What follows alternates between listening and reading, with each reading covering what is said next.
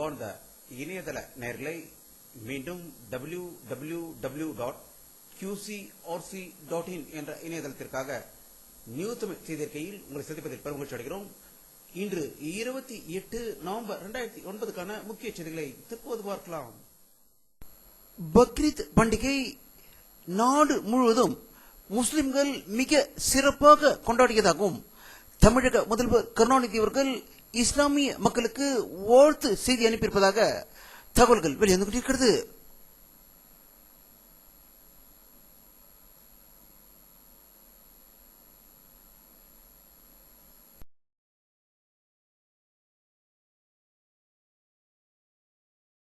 நேற்று அகால மரணமடைந்த கரூர் மாவட்ட திமுக செயலாளர் வாசுகி முருகேசன் அவர்களுடைய உடலுக்கு திமுக தலைவர்கள் அன்பழகன், மு.க. ஸ்டாலின், கனிமொழி ஆகியோர் அஞ்சலி செலுத்தியதாக கரூரிலிருந்து தகவல்கள் வெளிவந்து கொண்டிருக்கிறது.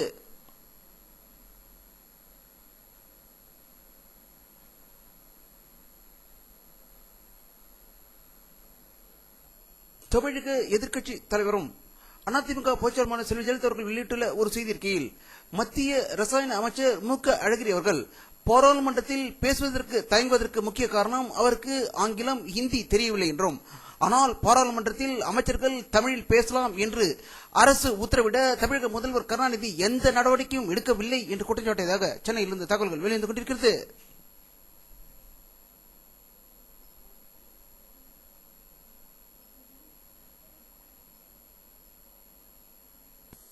தமிழக முதல்வர் கருணாநிதி அவர்களை மத்திய வெளிநாடு வாழ் இந்திய விவகாரத்துறை அமைச்சர் திரு வயலார் ரவி அவர்கள் மரியாதை நிமித்தமாக சந்தித்து பேசியதாக தலைமைச் செயலகத்தில் இந்த செய்திகள் வெளிவந்து கொண்டிருக்கிறது.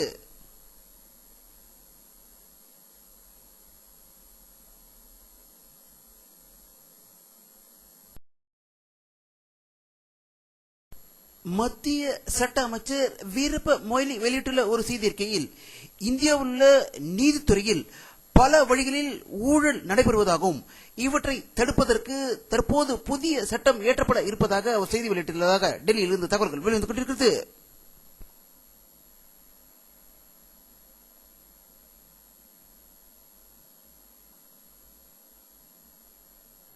போர்ட் ஆஃப் ஸ்பெயின் நடைபெற்றும் மாநாட்டில் கலந்து கொண்ட பாரத பிரதமர் மன்மோகன் சிங் அவர்கள் இந்திய தொழிற்சாலைகளிலிருந்து வெளியேற்றப்படும் கார்பன் போன்ற நச்சு தன்மையை குறைப்பதற்கு முயல்வதாக ஒப்புக்கொண்டதாக போர்ட் ஆஃப் ஸ்பெயினிலிருந்து தகவல்கள் வெளிவந்து கொண்டிருக்கிறது.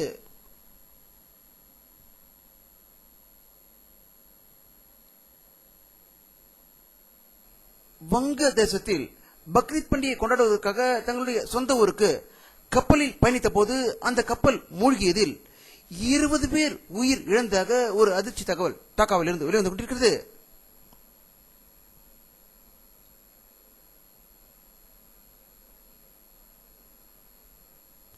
ரஷ்ய நாட்டில் மாஸ்கோவில் இருந்து புறப்பட்ட ரயில் ஒன்று திடீரென்று வெடிகுண்டு விபத்தில் சிக்கி 40 பேர் உயிர் இழந்ததாகவும் 300க்கும் மேற்பட்டோர் படுகாயம் அடைந்ததாகவும் செசின்ய பயங்கரவாதிகள் தாக்குதல் நடத்தினார்களா என்று போலீசார் தற்போது ஆய்வு செய்து வருவதாக மாஸ்கோவில் இருந்து தகவல்கள் வெளிவந்து கொண்டிருக்கிறது.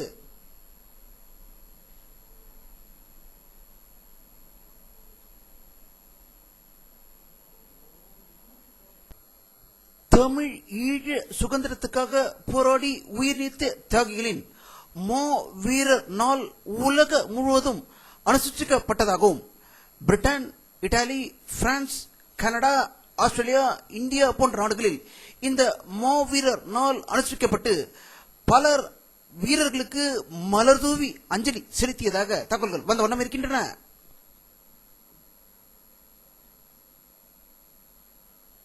சீனாவில் உள்ள ஷங்காய் நகரிலிருந்து புறப்பட்ட ஒரு சரக்கு விமானம் ஒன்று திடீரென்று விபத்துக்குள்ளானதில் 3 அமெரிக்கர்கள் உயிர் இழந்ததாக பீஜிங்கில் இருந்து தகவல்கள் வெளிவந்து கொண்டிருக்கிறது.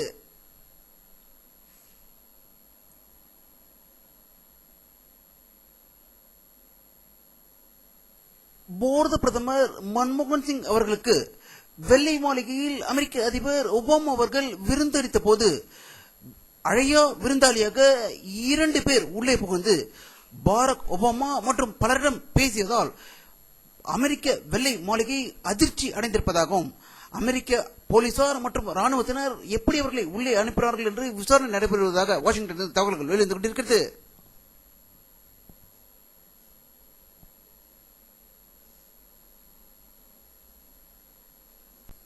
தமிழ் ஈழ சுதந்திர போராட்ட வீரர்களை கொன்று குவித்த ராட்சச ராஜபக்சேவின் இலங்கை நாட்டில் காமன்வெல்த் கூட்டம் நடத்தக்கூடாது என்று பிரிட்டன் பிரதமர் பிரவுன் அவர்கள் தெரிவித்துள்ளதாக லண்டனிலிருந்து செய்திகள் வெளிவந்து கொண்டிருக்கிறது.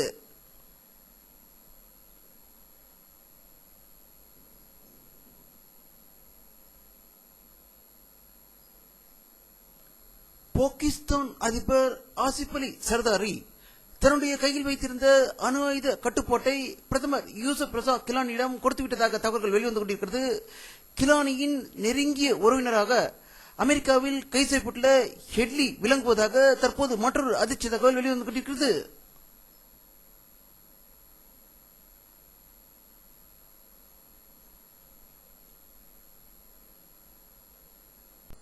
அணுசக்தி கமிஷனில் ஈரானுக்கு எதிராக இந்தியா ஓட்டு அளிக்க உள்ளதாக செய்திகள் வெளிவந்து கொண்டிருக்கிறது.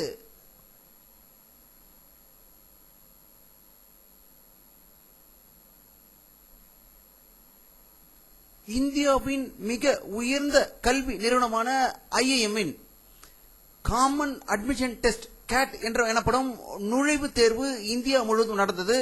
இது இணையதளம் மூலம் நேரடியாக நடத்தப்படுவதாக இருந்தபோது இணையதளங்கள் சரிவர இயங்காததால் கேட் தேர்வு தற்போது ரத்து செய்யப்பட்டுள்ளதாக பெங்களூரிலிருந்து தகவல்கள் வெளிவந்து கொண்டிருக்கிறது.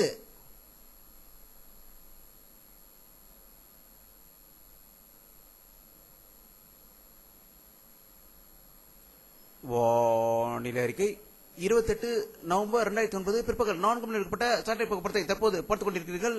தமிழகத்தில் மேகமூட்டங்கள் காணப்படவில்லை. ஆனால் வெயிலின் தாக்கம் கம்மியாக இருந்ததாகவே அனைத்து பகுதியிலிருந்தும் தகவல்கள் வெளிவந்து கொண்டிருக்கிறது. சில பகுதிகளில் குளிர் இருந்ததாகவும் தகவல்கள் வெளியாகிக் கொண்டிருக்கிறது.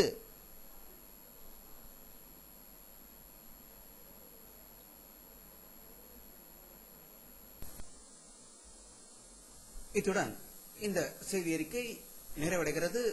மீண்டும் நியூஸ் தமிழ் செய்தி அறிக்கையில் உங்களை சந்திக்கும் வரை உங்களிடமிருந்து விடைபெறுவது உங்கள் கே பாலாஜி. நன்றி.